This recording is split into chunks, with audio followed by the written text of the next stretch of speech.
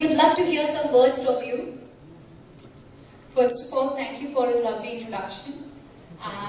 Actually, I'm really grateful and thankful for this project, and I'm grateful to many people here. I'm grateful to Adam sir, with whom I've already worked before, and Manish sir, Shekhar sir, who is there. I think there's a lot to learn from him. I'm really excited. And of course, Adrian, I think he's a fantastic actor. I've seen his recent work as well. Like, really excited. And of course, Debbie, I met her for the first time here. And I can't say much, but I'm thrilled and calm and excited. Overwhelmed. Thank you. Thank you so much. Thank you so much. और अब हम invite करना चाहते हैं उनको जिन्होंने इस कहानी को लिखा है और कहानी जो कि हमें किसी चीज पे जोड़ती है. So a very fantastic hand for him. Mic is yours now. Thank you so much. Manish को सबसे पहले कॉन्ग्रेचुलेशन.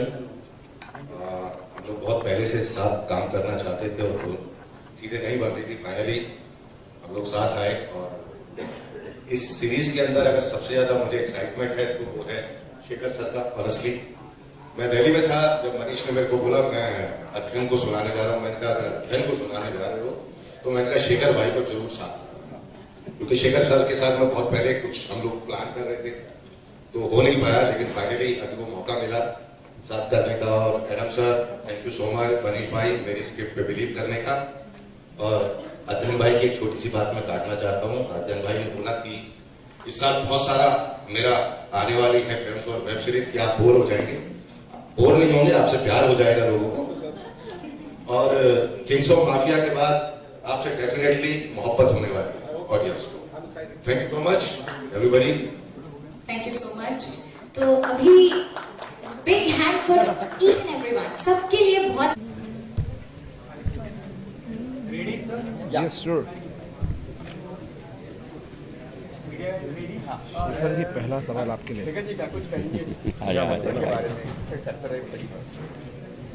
डेफिनेटली कहना चाहूँगा. पहले तो ये कहना चाहूँ कि हर अच्छी चीज़ की शुरुआत एडम से होती है. अब देखिए दुनिया की शुरुआत एडम से हुई और दुनिया कितनी हसीन हो गई. क्या बात. तो अब जाहिर है कि एडम साहब से शुरुआत हो रही है तो फिल्म की शुरुआत भी अच्छी होगी. जैसा कि मैं मजाक में कह रहा था, लेकिन उसमें कुछ हकीकत भी ये है कि ये फिल्म वाकई मैंने इसलिए भी की शुरुआत में क्योंकि मुझे हुसैन ज़ैदी साहब की जो है दाढ़ी बहुत पसंद आई. मुझे ऐसा लगा कि मैं कुछ मुख्तलिफ करने वाला हूँ, अलग करने वाला हूँ. और दूसरी बड़ी एक अजीब सी वजह है वो ये कि ये पहली बार देख रहा हूँ. इसके लिए आप लोग भी शायद प्रशंसा करना चाहेंगे कि देखेंगे कि पहली बार प्रोड्यूसर और डायरेक्टर इतने वेल ड्रेस्ड हैं और अच्छे तरीके से कपड़े पहन के. वरना प्रोड्यूसर मारा बच्चे उसके चेहरे पर हवाइयाँ उड़ती रहती हैं, वो एक बैग रुपयों का थैला लेके इधर से उधर भागता रहता है. और डायरेक्टर है उसके हाथ में कई धागे रहते हैं, एक चौड़ा सा टीका रहता है, उसके पीछे 4-5 चमचे घूमते रहते हैं असिस्टेंट. तो ऐसा कुछ नहीं है यहाँ पर, ऐसा होना भी नहीं चाहिए क्योंकि ज़माना बदल गया है. वो दुनिया जो एडम ने शुरू की थी इस एडम की दुनिया से बहुत फ़र्क है. तो ये हम लोग बहुत आगे आ चुके हैं और इनकी सोच बहुत अच्छी है. और जब एक जैसे मैं कह रहा था कि सोच में जब सफाई होती है, क्लैरिटी होती है, तो उसका अंजाम हमेशा अच्छा होता है. और जब इस सब्जेक्ट के साथ वो आए, हालांकि देखिए कि इस पे कई फिल्में बन चुकी हैं, बन रही हैं और बनते रहेंगी क्योंकि अंडरवर्ल्ड अपने आप में एक इतना विस्तृत विषय है, इतना वास्ट है ये सब्जेक्ट. और इसमें इतने कैरेक्टर्स हैं, इतने किरदार हैं, उनके बारे में आप जितना कहें, जितने तरीक़े से कहें वो कम है. तो उनमें से बड़े अजीब से भी कैरेक्टर हुए हैं, कुछ बदमाश लोग जो दिल के अच्छे रहे हैं. और मुझे ऐसा लगता है कि जो भी नकारात्मकता है या नेगेटिविटी है या स्टेट ऑफ विलनी है, जो विलन होते हैं उनको विलन दिखना ज़रूरी नहीं होता है कि कोई villainy is a state of mind. आदमी अंदर से बदमाश होता है या उसकी हैवानियत अंदर रहती है, उसके चेहरे से कोई लेना देना नहीं है. हालांकि ये भी सच है कि कुछ दिनों के बाद वो हैवानियत जो है वो धीरे धीरे करके शक्ल पे भी उभरने लगती है. लेकिन बहुत सारे अंडरवर्ल्ड को आप देखेंगे, बोलेंगे इतना हैंडसम आदमी और इतना खूबसूरत आदमी ये सब करता है. बहरहाल इसमें कैरेक्टर्स बहुत अलग अलग हैं, जुदा हैं एक दूसरे से. और मेरे लिए एक्साइटमेंट की बात यह है कि एडम ने ये सोचा कि वो इंग्लैंड में भी फिल्म बना सकते थे और वहाँ के लोकल टैलेंट के साथ ही फिल्म बना सकते थे। तो ये जो उन्होंने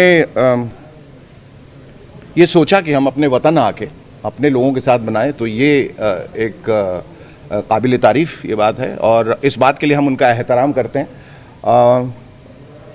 और ये कि उन्होंने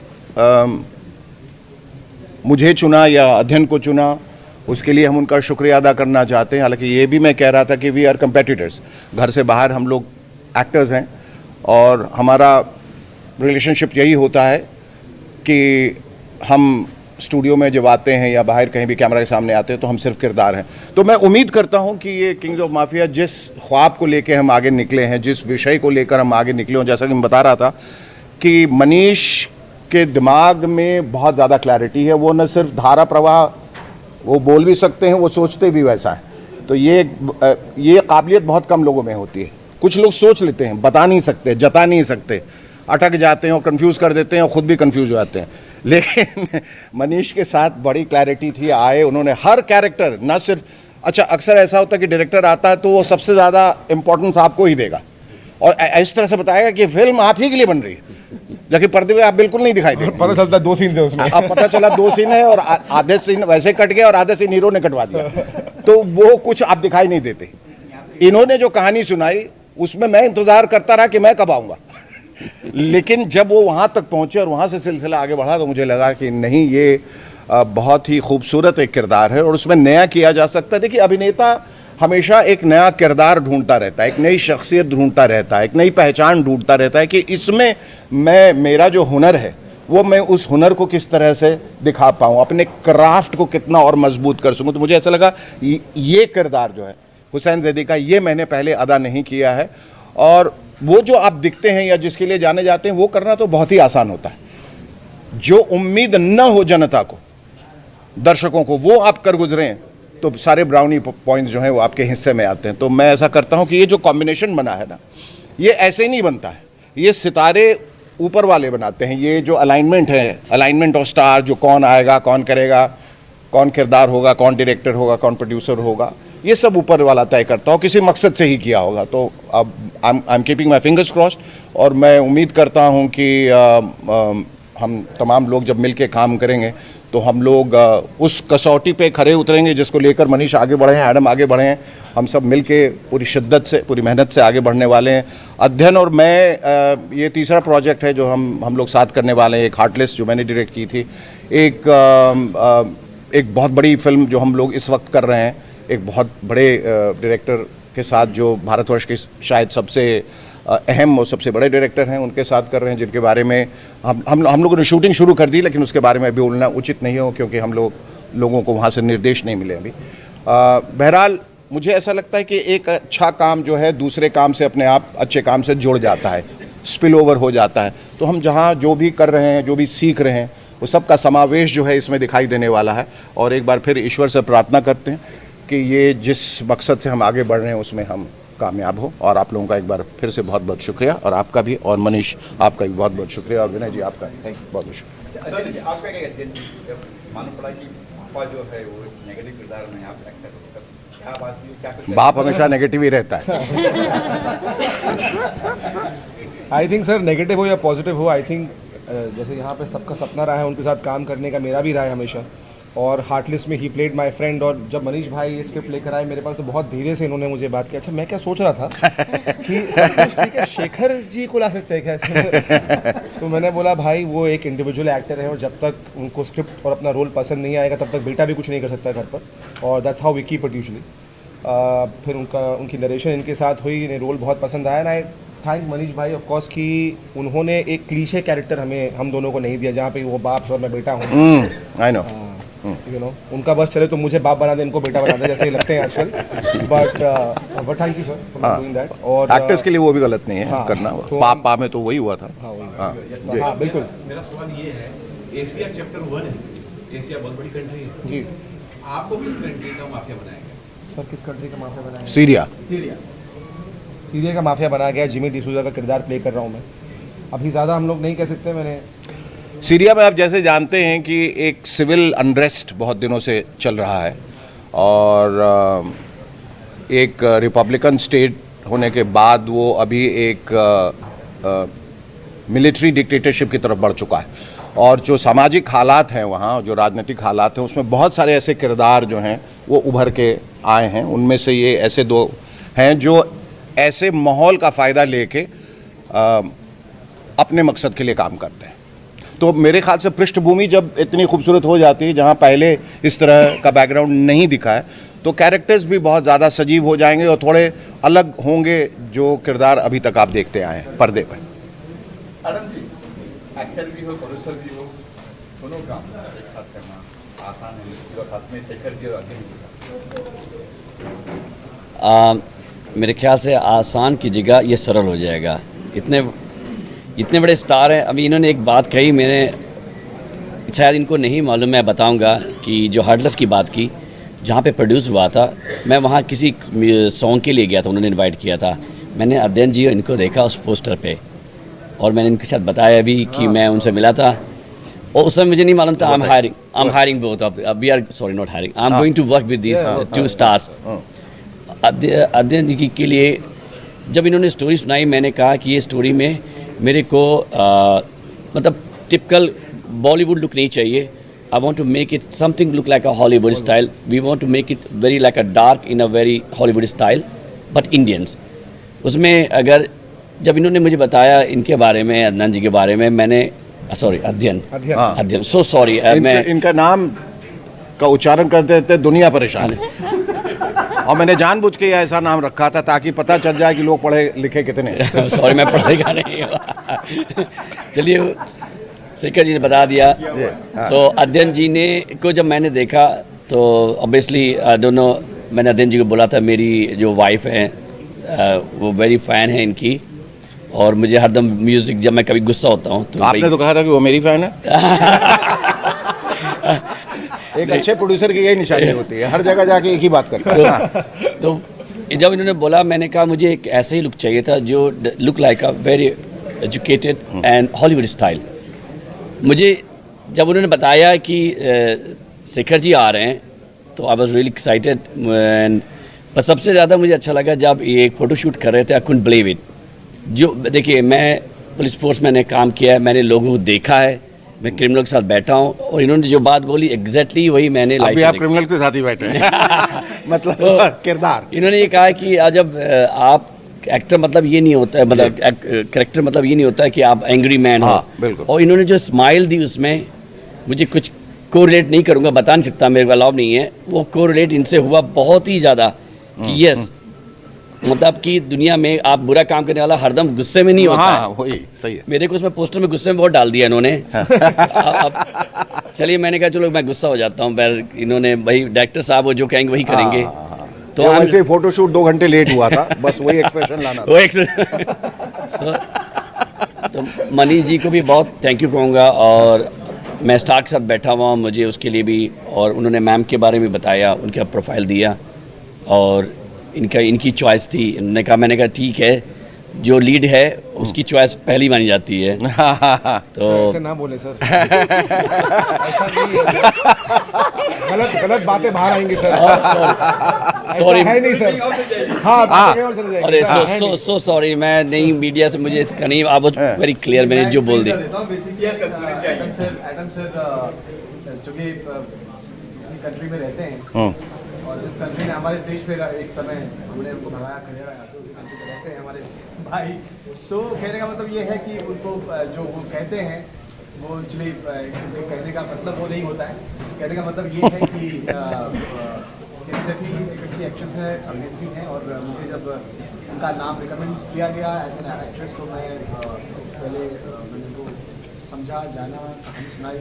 जब मुझे लगा कि नहीं किरदार में मेरे फिट है तो मैंने सर को कहा, एडम सर को, कि सर इनको आप इस कहानी में आप ले सकते हैं।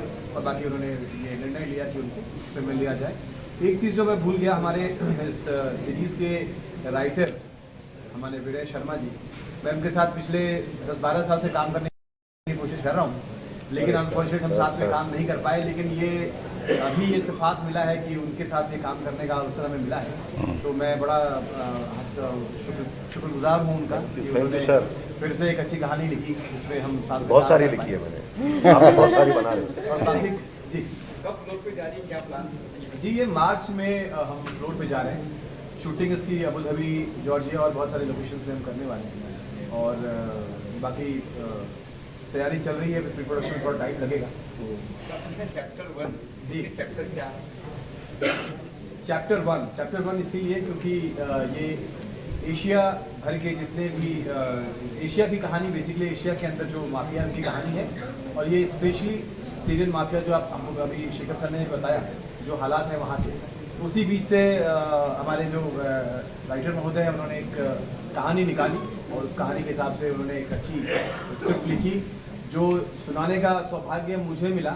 हालांकि ये कलम उनका है, मुख मेरे है सुनाने का, और वैसे ही वो जैसा उन्होंने लिखा है वैसे ही मैं उसका निर्देशन करने की कोशिश करूँगा और आपके सामने। चैप्टर कितने होंगे जी चैप्टर कितने होंगे? फर्स्ट ये 100 एपिसोड्स हैं, 100 चैप्टर, इसके 100 एपिसोड होंगे, चैप्टर इसके 10 होंगे। सर मैं आपको बधाई दूंगा क्योंकि मुझे जो दिख रहा है कि वो माफिया, मुझे कलर कॉम्बिनेशन अलग लगा, बहुत अच्छा है, लुक अच्छे हैं। अब फिल्म जब जारी होगी तो माफिया अलग अलग जाएगा, लैंग्वेज को लेके किस तरह, क्योंकि अलग अलग जैसे माफिया है लैंग्वेज अलग होगी। जी जी जी, अच्छा सवाल आपका। बिल्कुल बिल्कुल। लैंग्वेजेस जो इसके हैं, ये लैंग्वेजेस हम जिस जगह के लिए बना रहे हैं, जैसे हमारा बेसिक लैंग्वेज हमारा हिंदी है, जिस भाषा में, जो कि इसलिए बॉलीवुड से कास्टिंग हुई, लेकिन सारे किरदार जिस जगह के किरदार को प्ले कर रहे हैं वहाँ की लैंग्वेज भी इस्तेमाल करें, तो उसके लिए काफ़ी थोड़ा मेहनत और सब चीज़ें। हाँ बिल्कुल। सॉरी, मैं इसमें just want to say add, sorry I want to add little bit in this. ये जो बोल रहे हैं, आप जब हॉलीवुड की मूवी देखते हैं, वो जो हिंदी में डब होती है, तो आप उसमें वो देखते हैं ना, आपकी लैंग्वेज है, तो डजेंट मैटर, कैरेक्टर को हमें प्रेजेंट करना है ना, वो किसी कंट्री का भी हो। तो ये एक ब्रेक करना चाहते हैं जो लोग सोचते हैं कि नहीं, मैं मोरक्को जब मैं गया था, वहाँ देखा वो सास भी बहू देख रहे थे जैसे, पर उनकी अपनी लैंग्वेज में। हाँ तो ये लैंग्वेज ये है कि आप जो प्रेजेंट कर रहे हैं वो इम्पोर्टेंट है, नॉट लैंग्वेज। तो उसी लैंग्वेज बोलेंगे, हिंदी में बोलेंगे और इंग्लिश में बोलेंगे, पर लोकल टैलेंट यूज़ करेंगे, उनका लोकल होगा। आप जैसे पर पहरावा और दिखने में हम कोशिश करें कि उनकी तरह दिखें, या वो वेशभूषा हम अपना सकें जो वहाँ पहनी जाती है। और मुझे ऐसा लगता है कि भाषा पे भी थोड़ा हम काम करेंगे, थोड़ा हाँ करना ही है उस पर, और उसको एक अलग पहचान देने की ज़रूर कोशिश करेंगे। पर इतना भी नहीं कि वो हिंदी फिल्म ही नहीं लगे, फिर कुछ और लगने लगे और उसको वापस हिंदी में डब करके लोग देखें। सबसे पहले मैम जन्मदिन ढेर शुभकामनाएं आपको, बर्थडे है आपका। Sir thank you so much. हाँ, happy birthday, happy birthday. Thank you happy birthday. Thank you happy birthday. क्या कुछ कहेंगे मैम? आज बर्थडे भी और फिल्म का आगाज भी हो रहा है, आपका कितना किरदार है आपका? जी सर, पहले तो thank you so much wishes के लिए। आप लोग को भी संक्रांति और पोंगल की ढेर सारी शुभकामनाएं। बहुत खुश हुआ आज क्योंकि साल का पहला महीना है, न्यू ईयर की शुरुआत वैसी हुई है, मतलब साल में आई थिंक मैं पहली बार अभी आई हूँ बॉम्बे इस साल। सो वेरी एक्साइटेड क्योंकि ये कैरेक्टर बहुत डिफरेंट है मेरे बाकी फिल्म से। मैंने बाकी जितने भी साउथ में फिल्म्स की हैं, ऐसा कैरेक्टर मैंने कभी प्ले नहीं किया है। मेरे मोस्ट ऑफ द कैरेक्टर्स हैं cute, Babli, girl next door. इसमें आप देख रहे हैं लुक से ही थोड़ा अलग, और क्योंकि किंग्स ऑफ माफिया है तो of course around mafia, gangster, इसी के आसपास स्टोरी है, कैरेक्टर्स हैं। तो मैं भी I am also playing one of them. अभी एग्जैक्टली क्या है वो मैं रिवील नहीं कर सकती हूँ, तो मनीष सर ही बताएंगे कि कितना बता सकते हैं। बट सर मैं बहुत एक्साइटेड हूँ क्योंकि ऑब्वियसली एज एन एक्टर जब आप कुछ अलग करते हैं तो आप एक्साइटेड होते हैं, खुश होते हैं, नर्वस होते हैं। तो मैं भी वैसा ही फील कर रही हूँ। आई होप कि I give justice to the character, and nervous definitely हूँ क्योंकि I am sharing screen with such amazing great actors. तो बट भगवान ji please give your shakti, I do it. So ji sir. Film जो है माफिया पे है, कई राइटर साहब से ऐसा कुछ डिस्कस हुआ कि आप इसमें स्पेंड करने वाले फाइट सीन्स होने वाले इसमें आपके? सर है कुछ सरप्राइजेस जो आप देखेंगे, तो उस पर वर्क कर रहे हैं हम लोग। फाइट सीन डायरेक्टर के साथ होगा, जैसा सुना है। अगर वैसा नहीं निकला तो बड़े फाइट्स होने वाले हैं। सर बट कुछ है सरप्राइजेस जिस पे हम लोग काम कर रहे हैं, तो आप लोगों को डेफिनेटली कुछ अलग देखने को मिलेगा, वो मैं बोल सकती हूँ। तो विनय जी कहीं से इंस्पायर हुई कहानी है, क्या सॉरी नहीं, इंस्पायर्ड नहीं, क्योंकि बेसिकली गैंगस्टर पे बहुत सारी फिल्म्स मैंने लिखी। फर्स्ट फिल्म जिला गाजियाबाद लिखी, बहुत बड़ी फिल्म थी। तो ये दिमाग में था कि गैंगस्टर आप इंडियंस देखते हैं, इंडियंस माफिया, अभी तक आपने बाहर के माफिया नहीं देखे। वो एक अलग जॉनर है, अलग ऑरा है, आपको देख के मजा आएगा और आप सरप्राइज होंगे इसको देखने के बाद कि भाई हमने कुछ अलग देखा। बाकी तो शेखर सर ने आपको सारा बता ही दिया है। आपका क्या किरदार है आपका? चलिए बोलिए, आप आ जाएगा। Yes, I think I really love the character, but a few things that they are changing, so इसके बारे में ज़्यादा नहीं कह सकते because अभी पहले कुछ different story थी, अभी they keep on changing the drafts, so I think they are still making changes. So इनके बाद बोलने की शब्द नहीं है, क्योंकि मैंने कहा है because कि कहानी रिवील नहीं करनी। नहीं करनी है so in short I can't reveal the story, so I had to just इसलिए मैंने सर पहले आपका नाम ले लिया, वो मनीष सर बताएंगे। yeah. Thank you. क्या बात, एक number music.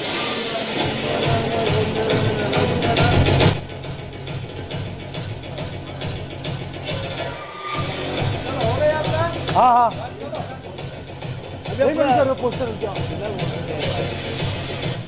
Okay, so there is another surprise for everyone. एक पोस्टर बाकी है। लॉन्च कर ये फोटो हम लोग निकलेंगे कहाँ? नहीं, एक से एक लेना हम लोग को। ये यहाँ से लाके तो तुम्हें आओ, ऐसे ले लो, तुम ऐसे ले लो नहीं। ये लो, आ लो। अरे सर आइए, डायरेक्टर साहब। सर आइए। हाँ sir, all of you centre लोग। भाई कैमरा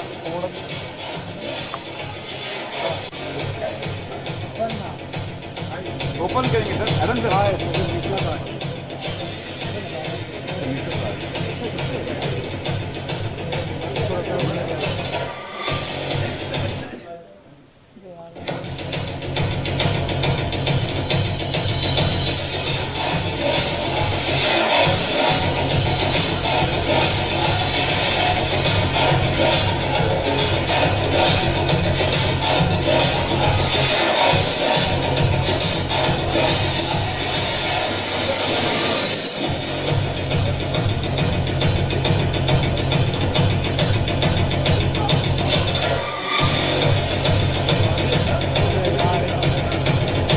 सड़क यार हमको धाम करके सर यहाँ देखिए सर यहाँ देखिए इधर